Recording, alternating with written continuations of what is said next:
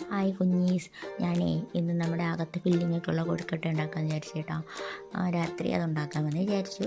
അങ്ങനെ ഞാൻ അതിന് വേണ്ടിയിട്ട് കുറച്ച് അരിപ്പൊടി എടുത്തു, അതിൽ കുറച്ച് ഉപ്പും ഏലക്കയും കൂടെ ഇട്ടൊന്ന് മിക്സ് ചെയ്തിട്ട് കുറച്ച് വെളിച്ചെണ്ണയും കൂടെ ഒഴിച്ചിട്ട് പിന്നെ തിളച്ച വെള്ളം കൂടെ ഒഴിച്ച് മാവൊന്ന് കുഴച്ചെടുക്കുകയാണ്. നമ്മൾ ഒരട്ടിക്കൊക്കെ കുഴക്കുന്നത് പോലെ ഒന്ന് നന്നായിട്ട് കുഴച്ചെടുക്കുക. തന്നെ ഇതുപോലെ എന്നിട്ട് അതിൽ നമ്മൾ ഒരട്ടിക്ക് വരത്തില്ലേ, അതുപോലെ ഇങ്ങനെ വരത്തി അതിനകത്ത് ശർക്കരയും തേങ്ങയും കൂടെ മിക്സ് ചെയ്ത് വെച്ച് ഉരുള ഉരുട്ടി നമ്മൾ സ്റ്റീമറിനകത്തോട്ട് വെക്കണം.